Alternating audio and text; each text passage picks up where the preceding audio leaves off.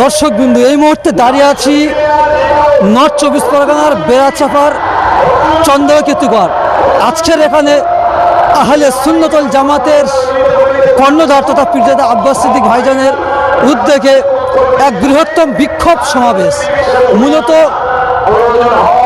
ওয়াকফ বাঁচাও, ওবিসি সংরক্ষণ বাঁচাও ও মাদ্রাসা শিক্ষা বাঁচাও, এই তিনটি দাবি নিয়ে ভাঙড়ের মাটি থেকে পীরজাদা আব্বাস সিদ্দিকীর উদ্যোগে সমাবেশ এবং যে আন্দোলন চালু হয়েছে তার ছোটোখাটো নমুনা ভাঙড় থেকে শুরু হয়েছে। এমনকি ভাঙড় থেকে আব্বাস সিদ্দিক জানিয়েছেন ভাঙড় টেলার হে পিক্সার আমি বাতি হে। তো ভাঙড় থেকে শুরু হয়েছে ওয়াকফ বাঁচাও, ওবিসি সংরক্ষণ বাঁচাও ও মাদ্রাসা শিক্ষা বাঁচাও।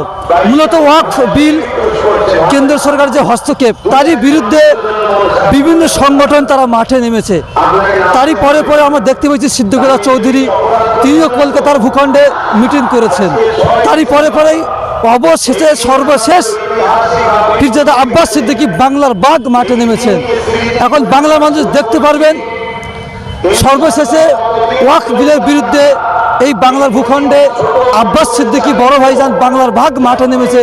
তো বাংলার মানুষ আমরা দেখতে চাই, দেখা যাক বড় ভাইজান ওয়াকফ বিলের বিরুদ্ধে কি করতে পারেন। চলুন সরাসরি বাংলার আয়না চ্যানেলে পরে দেখানোর চেষ্টা করছি। আজকের বেড়াচাপার ভূখণ্ডে ছোটোখাটো একটা ইতিহাস হতে চলেছে। তো শেষ পর্যন্ত সমস্ত প্রোগ্রাম বাংলার আয়না চ্যানেলে পরে দেখানোর চেষ্টা করছি, দেখতে থাকুন। সহজে বিক্রি হয়ে যাবেন।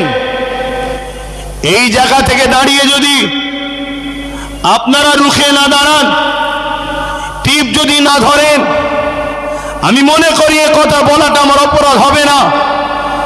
আপনাদের পরের প্রজন্ম, নিউ জেনারেশন, ছেলে মেয়ে বাচ্চা যারা আছে